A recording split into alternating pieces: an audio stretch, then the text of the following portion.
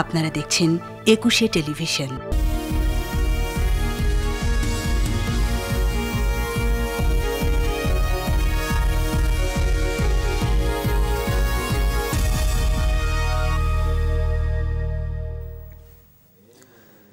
শুভ সকাল। রহমানের প্রত্যেককে আমন্ত্রণ জানাচ্ছি একুশে বিজনেসে। দর্শক, এই অনুষ্ঠানের মাধ্যমে আমরা জানিয়ে দেব দেশের ব্যবসা বাণিজ্য, অর্থনীতি, শেয়ার বাজারের সর্বশেষ তথ্য যা স্বয়ংক্রিয় পদ্ধতিতে পরিবেশন করছে একুশে বিজনেস। এছাড়াও একুশে বিজনেস সরাসরি দেখতে পাবেন আমাদের ফেসবুক পেজ www.facebook.com/2124 অনলাইনে। দর্শক, আপনারা জানেন চট্টগ্রাম স্টক এক্সচেঞ্জ স্টুডিওতে আমাদের একজন প্রতিনিধি রয়েছেন। সিএসসিতে আছেন মহিমা বলি। ওয়ালটন স্মার্ট ফ্রিজের সৌজন্যে দেশের পুঁজিবাজার দিনের শুরু খবর জানতে আমরা চলে যাচ্ছি তার কাছে।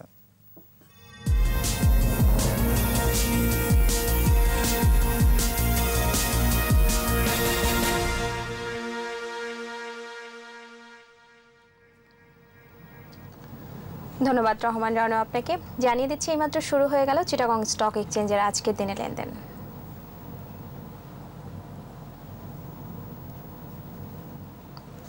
চিটাগং স্টক এক্সচেঞ্জের লেনদেন শুরু হয়ে দুঃখিত দর্শক, আপনারা জানেন যে নির্ধারিত সময় অনুযায়ী সকাল 10টায় চিটাগং স্টক এক্সচেঞ্জের লেনদেন শুরু হয়েছে এবং সেই অনুযায়ী লেনদেনের 30 মিনিট অতিবাহিত হয়েছে এবং আমরা দিনের শুরু থেকে আমরা দেখতে পাচ্ছি চিটাগং স্টক এক্সচেঞ্জে সূচকের উত্থানে লেনদেন চলছে এবং সিএসসি সিলেক্টিভ ক্যাটাগরি ইন্ডেক্সটি 119 পয়েন্টের মতো বেড়ে এই মুহূর্তে অবস্থান করছে 8259 পয়েন্ট এবং 30 ইন্ডেক্সটিও 104 পয়েন্টের মতো বেড়ে পজিটিভ ট্রেন্ডে অবস্থান করছে ইন্ডেক্সটি এবং 11692 পয়েন্ট অবস্থান করছে ইন্ডেক্সটি। এবং এই মুহূর্তে আমরা দেখতে পাচ্ছি ঠিক আধা ঘন্টা পরে 3,59,00,000 টাকার মতো লেনদেনের পরিমাণ হয়েছে চিটাগং স্টক এক্সচেঞ্জে। দর বেড়ে লেনদেন হচ্ছে 72টি প্রতিষ্ঠানের, যেখানে 11টি প্রতিষ্ঠানের দর হারিয়ে লেনদেন চলছে এবং 9টি প্রতিষ্ঠানের শেয়ারের দর অপরিবর্তিত রয়েছে। এদিকে এই মুহূর্তে টাকার অঙ্কে লেনদেনের শীর্ষে অবস্থান করা প্রতিষ্ঠানগুলোর মধ্যে প্রথমে আমরা দেখতে পাচ্ছি বেক্সিমকোকে এবং এই মুহূর্তে ট্রেড হচ্ছে 25 টাকা 10 পয়সা দরে। দ্বিতীয় অবস্থানে আইএফআইসি রয়েছে 12 টাকা 20 পয়সায় ট্রেড হয়ে দ্বিতীয় অবস্থানে অবস্থান করছে এই প্রতিষ্ঠানটি। তৃতীয় অবস্থানে বেক্সিমকো ফার্মা রয়েছে এবং 112 টাকায় ট্রেড হচ্ছে এই প্রতিষ্ঠানটির প্রতিটি শেয়ারের এবং পরবর্তীতে ব্র্যাক ব্যাংক রয়েছে চতুর্থ অবস্থানে 38 টাকায় লেনদেন হচ্ছে। লাফার সোলসিম বাংলাদেশ 39 টাকা 80 পয়সায় লেনদেন হয়ে পঞ্চম অবস্থানে অবস্থান করছে এবং পরবর্তীতে ষষ্ঠ থেকে দশম অবস্থানের মধ্যে টপ টিয়ারের তালিকায় যে প্রতিষ্ঠানগুলি এই মুহূর্তে উঠে এসেছে তাদের মধ্যে রয়েছে কেপিসিএল, ফার কেমিক্যাল, রয়েছে স্কয়ার ফার্মা, অরিয়ন ফার্মা, রয়েছে প্রিমিয়ার ব্যাংক এবং এই মুহূর্তে টপ গেইনার্সের তালিকায় যে প্রতিষ্ঠানগুলি উঠে এসেছে চিটাগং স্টক এক্সচেঞ্জে তাদের মধ্যে প্রথমে আমরা দেখতে পাচ্ছি প্রাইম আইসিবি ফার্স্ট মিউচুয়াল ফান্ডকে এবং গত কার্যদিবসে এই প্রতিষ্ঠানটি 6 টাকায় লেনদেনের সমাপ্তি করেছিল। আজকে দিনে শুরু হয়েছে 6 টাকা 60 পয়সা দরে এবং শতাংশের দিক থেকে দর বেড়েছে 10%। দ্বিতীয় অবস্থানে থাকা ফার্স্ট ফাইন্যান্সের 9.80% দর বেড়ে 5 টাকা 60 পয়সায় লেনদেন শুরু করেছে এবং এই প্রতিষ্ঠানটি গত কার্যদিবসে 5 টাকা 10 পয়সায় লেনদেনের সমাপ্তি করেছিল। তৃতীয় অবস্থানে বাংলাদেশ ন্যাশনাল ইন্স্যুরেন্স কোম্পানি রয়েছে 25 টাকা 60 পয়সায় লেনদেনের শেষ করলো। আজকে দিনে শুরু হয়েছে দেখা যাচ্ছে 28 টাকা 10 পয়সা এবং 9.77% দর বেড়ে লেনদেন হচ্ছে এই মুহূর্তে এবং চতুর্থ অবস্থানে আমরা দেখতে পাচ্ছি বেক্সিমকোকে। এই প্রতিষ্ঠানটির এই মুহূর্তে ট্রেড হচ্ছে 25 টাকা 10 পয়সা দরে 9.61% দর বেড়ে ট্রেড হচ্ছে এবং 22 টাকা 90 পয়সা লেনদেনের সমাপ্তি হয়েছিল গত কার্যদিবসে। পঞ্চম থেকে দশম অবস্থানের মধ্যে টপ গেইনার্সের তালিকায় আরও যে প্রতিষ্ঠানগুলি উঠে এসেছে তাদের মধ্যে দেশবন্ধু রয়েছে। দেশবন্ধুর লেনদেন হচ্ছে 11 টাকা 60 পয়সায়।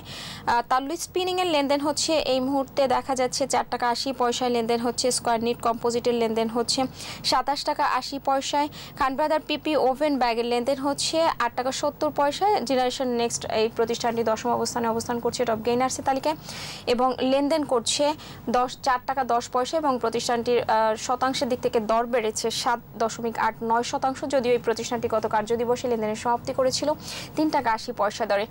দিনের এই মুহূর্তে দেখা যাচ্ছে টপ লুজার্সের তালিকায় যে প্রতিষ্ঠানগুলি উঠে এসেছে চিটাগং স্টক এক্সচেঞ্জে তাদের মধ্যে ঢাকা ডাইং রয়েছে প্রথম অবস্থানে 7 টাকা 80 পয়সায় গত কার্যদিবসে লেনদেনের সমাপ্তি করেছিল। এই মুহূর্তে লেনদেন হচ্ছে 7 টাকা এবং 10.26% দর হারিয়ে লেনদেন করছে এই মুহূর্তে। 4 টাকা 70 পয়সায় লেনদেন হয়ে আইএফআইসি ফার্স্ট মিউচুয়াল ফান্ড রয়েছে দ্বিতীয় অবস্থানে এবং এই প্রতিষ্ঠানটির দর হারিয়েছে 7.84%। গত কার্যদিবসে 5 টাকা 10 পয়সায় লেনদেনের সমাপ্তি করেছিল এই প্রতিষ্ঠানটি। তৃতীয় অবস্থানে সিএনএ টেক্সটাইল রয়েছে, 2 টাকা 80 পয়সা লেনদেনের সমাপ্তি হলো আজকে দিনের।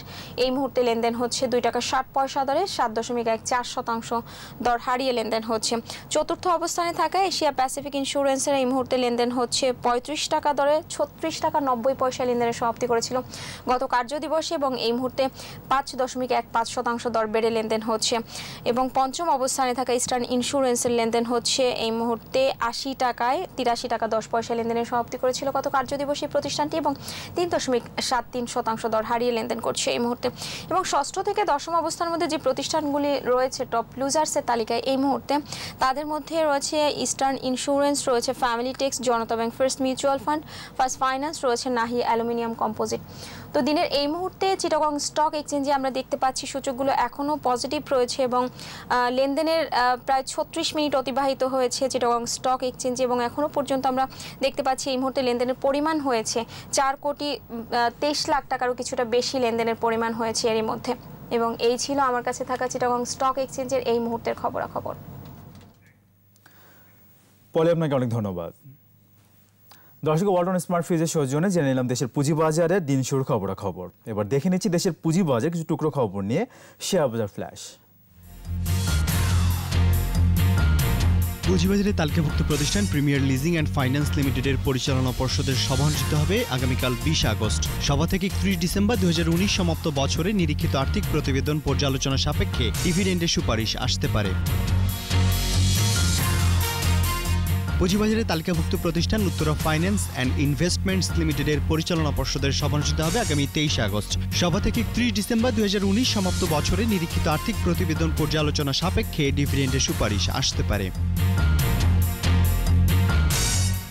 পুঁজিবাজারে তালিকাভুক্ত প্রতিষ্ঠান বেলিজিং অ্যান্ড ইনভেস্টমেন্টস লিমিটেডের পরিচালনা পর্ষদের সভা অনুষ্ঠিত হবে আগামী 25 আগস্ট। সভা থেকে 31 ডিসেম্বর 2019 সমাপ্ত বছরে নিরীক্ষিত আর্থিক প্রতিবেদন পর্যালোচনা সাপেক্ষে ডিভিডেন্ডের সুপারিশ আসতে পারে।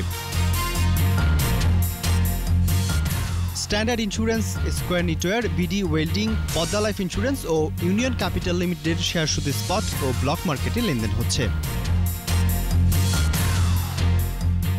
রেকর্ড ডেটের পর National Housing Finance and Investment লিমিটেডের শেয়ার লেনদেন শুরু হয়েছে আজ। গত কার্যদিবসে কোম্পানিটির শেয়ার লেনদেন স্থগিত ছিল।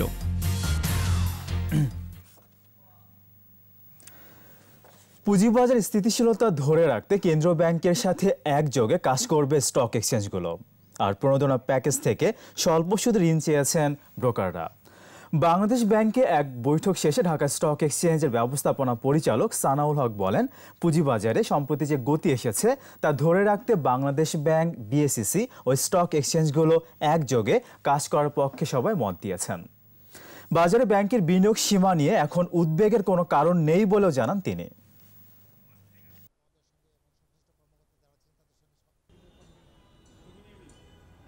সকলের সহযোগিতায় আজকে কিন্তু মার্কেটে একটা খুব সুন্দর একটা প্ল্যাটফর্ম তৈরি হয়ে গেছে। এখন এটাকে স্টেবল কীভাবে রাখা যায়, এই স্টেবল রাখার জন্য আমাদের বাংলাদেশ ব্যাংক, মানি মার্কেট এবং ক্যাপিটাল মার্কেট দুইটার সমন্বয় থাকা দরকার। এই সমন্বয় যাতে থাকে এবং যাতে এটার সামনে বাজার থেকে সামনে আরও ক্লোজ হতে পারি আমরা, এজন্য আজকে কিন্তু আমরা দীর্ঘ বিভিন্ন বিষয় নিয়ে আলোচনা করেছি আমরা। দর্শক, এবারে জানিয়ে দিচ্ছি যুক্তরাষ্ট্র, ইউরোপ ও এশিয়ার বৃহৎ পুঁজিবাজারগুলো সূচকের সর্বশেষ অবস্থান। শুরুতেই যুক্তরাষ্ট্রের শেয়ার বাজারগুলোর খবর। সূচকে মিশ্র প্রবণতা গতি শেষ করেছে আমেরিকার শেয়ার বাজার। যুক্তরাষ্ট্রের শেয়ার বাজার ডজন সূচক 66 পয়েন্ট কমে দাঁড়িয়েছে 87,778 পয়েন্টে। সূচক বেড়েছে নাসদাকে।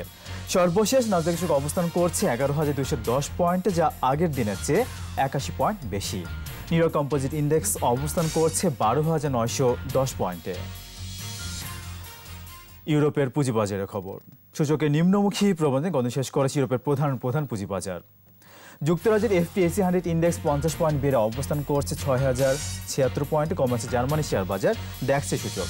ড্যাক্সের সূচক 38 পয়েন্ট কমে অবস্থান করছে 12,881 পয়েন্টে। কমেছে ফ্রান্সের CAC 40 ইন্ডেক্স, এটি 33 পয়েন্ট কমে অবস্থান করছে 4,938 পয়েন্টে। সুইজারল্যান্ডের সুইস মার্কেট ইন্ডেক্স রয়েছে নিম্নমুখী প্রবণতায়। সুইজারল্যান্ডের সুইস মার্কেট ইন্ডেক্স অবস্থান করছে 10,168 পয়েন্টে, যা আগের দিনের চেয়ে 59 পয়েন্ট কম। এবার এশিয়ার পুঁজিবাজারের খবর। সূচকের ঊর্ধ্বমুখী প্রবণতা রয়েছে এশিয়ার প্রধান পুঁজিবাজারে। জাপানের শেয়ার বাজার নিক্কি সূচক 50 পয়েন্ট বেড়ে দাঁড়িয়েছে 23,101 পয়েন্টে। বেড়েছে হংকংয়ের শেয়ার বাজার হ্যাংসেংয়ের সূচক 20 পয়েন্ট বেড়ে অবস্থান করছে 25,367 পয়েন্টে। সিঙ্গাপুর এসটিআই সূচক 2 পয়েন্ট বেড়ে 2,565 পয়েন্টে অবস্থান করছে। চীনের শেয়ার বাজার সাংহাই কম্পোজিট ইন্ডেক্স 8 পয়েন্ট কমে অবস্থান করছে 3,442 পয়েন্টে। বোম্বে সেন্সেক্স 30 ইন্ডেক্সকে দেখা যাচ্ছে ঊর্ধ্বমুখী প্রবণতায়। বোম্বে সেন্সেক্স 30 ইন্ডেক্স সূচক 477 পয়েন্ট বেড়ে অবস্থান করছে 38,528 পয়েন্টে। কমেছে থাইল্যান্ডের থাই স্টক এক্সচেঞ্জ সূচক, এটি 0.12 পয়েন্ট কমে অবস্থান করছে 1,329 পয়েন্টে। দর্শক, এবার নিচ্ছে একটা বিরতি, ফিরে আসবো একটু পরে, আমাদের সঙ্গেই থাকুন।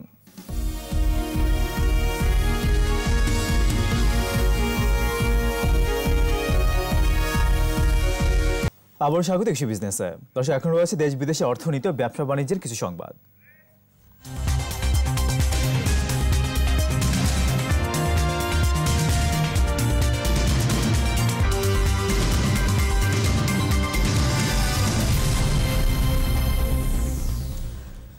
নদীর গতিপথ বিবেচনায় রেখে এর আশপাশের ঘরবাড়ি নির্মাণের নির্দেশ দিয়েছেন প্রধানমন্ত্রী শেখ হাসিনা।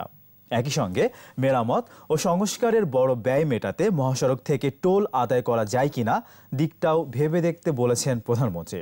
গণভবন থেকে ভিডিও কনফারেন্সে একনেক সভায় যুক্ত হন প্রধানমন্ত্রী। একনেক সভায় 3,461 কোটি 97 লাখ টাকা 7 প্রকল্পের অনুমোদন দেওয়া হয়। সভা শেষে সংবাদ সম্মেলনে 2019-20 অর্থ বছরে 5.24% প্রবৃদ্ধি অর্জনের পক্ষে জোরালো যুক্তি তুলে ধরেন পরিকল্পনা মন্ত্রী। বিস্তারিত জানাচ্ছেন আকবর হোসেন সুমন। রাজধানীর আগারগাঁওয়ে এনইসি সম্মেলন কক্ষে জাতীয় অর্থনৈতিক পরিষদের নির্বাহী কমিটির সভা। এতে ভিডিও কনফারেন্সের মাধ্যমে গণভবন থেকে যোগ দেন একনেক চেয়ারপারসন ও প্রধানমন্ত্রী শেখ হাসিনা। সভা শেষে ভার্চুয়াল সংবাদ সম্মেলনে বিস্তারিত জানান পরিকল্পনা মন্ত্রী। সাম্প্রতিক বন্যায় ক্ষতিগ্রস্ত অঞ্চলের দুর্দশা বিবেচনা করে প্রধানমন্ত্রীর দেওয়া অনুশাসন তুলে ধরেন তিনি। আমরা ফারাক্কা বাঁধ ও অন্যান্য নানা কারণে, জলবায়ু ইত্যাদি কারণে কম পানি যায়, মাঝে মাঝে স্ট্রং ফ্লাড হয়ে যায়, আর সাধারণত কম পানি আসে। সুতরাং এই স্লুইস গেট বুঝতে দরকার তিনি মনে করেন নয়, স্টাডি করার জন্য অর্ডার দিয়েছেন আজকে পানি সম্পদ মন্ত্রণালয়কে, যে আপনারা সার্ভে করেন দেশে কত স্লুইস গেট বানিয়েছেন, কয়টা এখন চলছে বাস্তবে, এবং আর যাতে না করেন এই দিকে পরিষ্কার নির্দেশনা আছে। মহাসড়কের মেরামত ও সংস্কারের ব্যয় তুলতে টোল মুক্ত না করে সহজ করার তাগিদ দেন শেখ হাসিনা।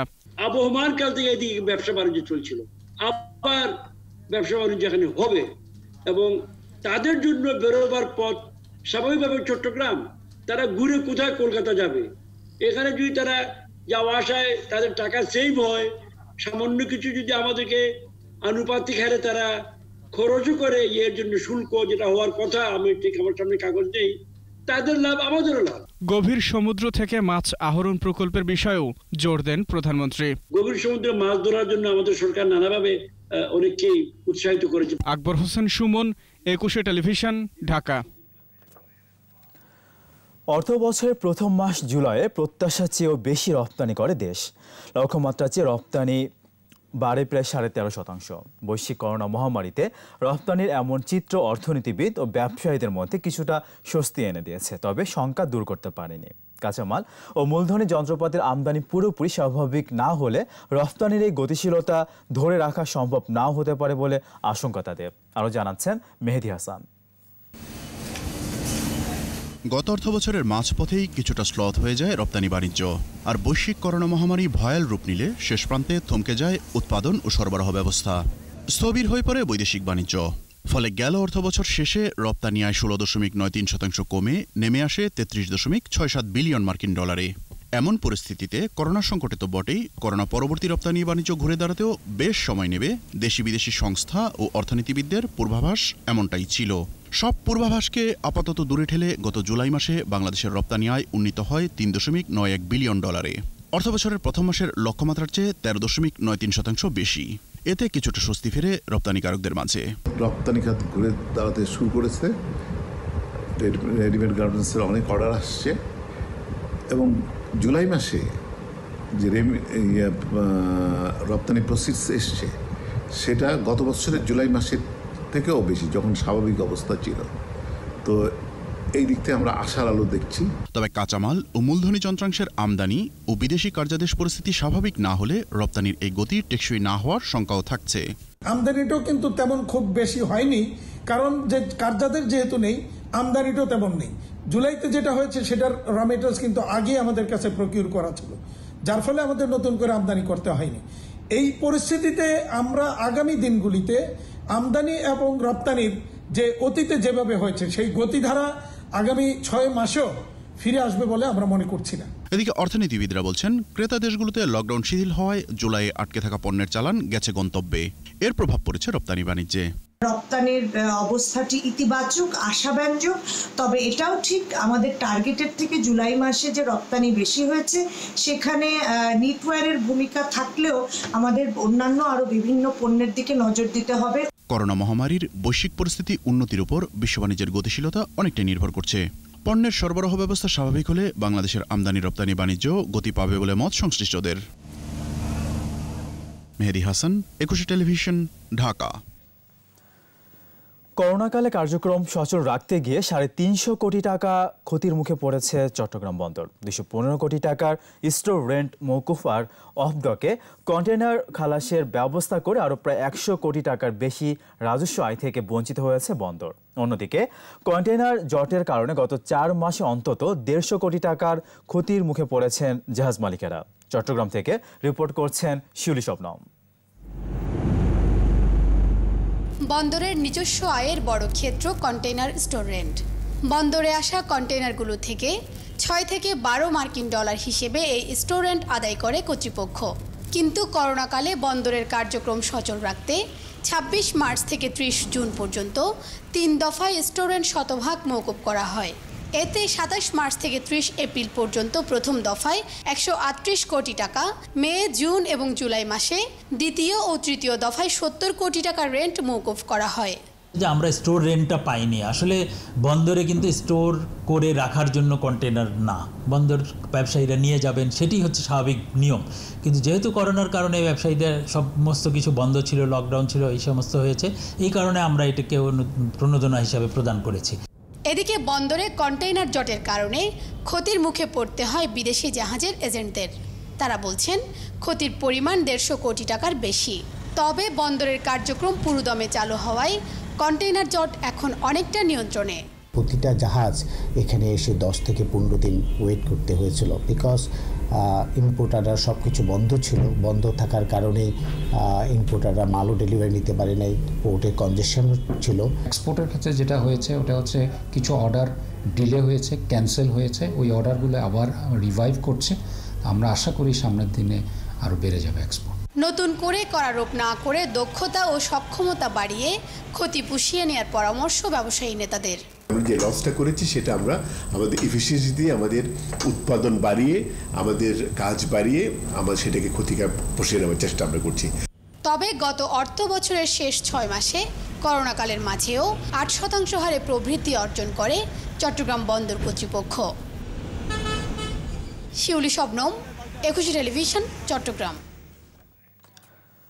বাংলাদেশের ফ্রিল্যান্সারদের প্রধান দুর্বলতা দ্রুত টাকা কামানোর মানসিকতা, নির্দিষ্ট কোনো বিষয়ে দক্ষতা অর্জন না করা, পেমেন্ট জটিলতা আর ইংরেজি ভাষায় দুর্বলতা। বিশেষজ্ঞরা বলছেন ডিজাইন, মার্কেটিং, প্রোগ্রামিং এমনকি ব্যবস্থাপনা দক্ষতাও বিক্রি করা যায় অনলাইন মার্কেটপ্লেসে। আর তাই শিক্ষা প্রতিষ্ঠানের পাঠ্যসূচিতে নির্দিষ্ট দক্ষতার বিষয়টি অন্তর্ভুক্তির দাবি অনেকের। ইবনুর শাওনের 5 পর্বের বিশেষ প্রতিবেদনে দ্বিতীয় পর্ব আজ।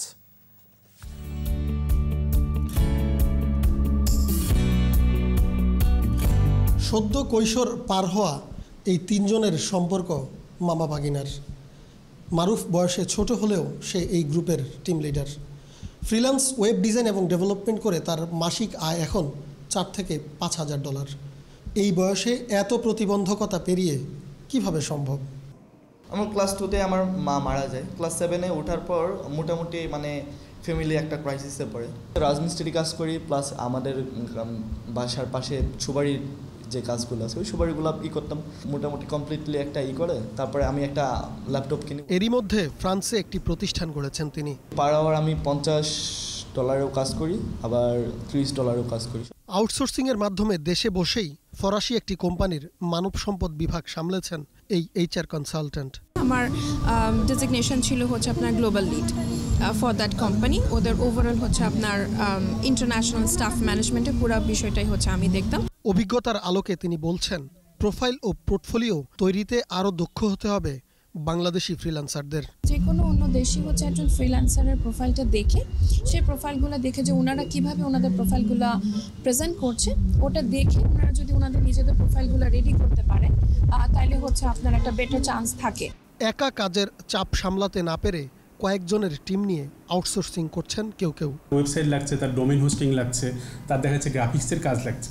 তো যে কোনো একজন পার্সন হিসেবে কিন্তু একটা কমপ্লিট ওয়ার্ক করা পসিবল না আসলে এই ক্ষেত্রে। তো সেই জন্য আসলে একটা টিম ওয়ার্কের দরকার পড়ে।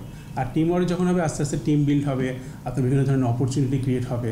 আমি দেখা যাচ্ছে ছোটো কাজ থেকে বড় কাজ নিতে পারছি। তো এইসব প্ল্যানিংয়ের উপর বেস করে আসলে আমাদের এটাকে বড় করে করা। দীর্ঘমেয়াদে টিকে থাকা আর আন্তর্জাতিক মানের উপার্জন নিশ্চিত করতে বড় প্রজেক্টের দিকে নজর দেওয়ার পরামর্শ বেসিস সভাপতির।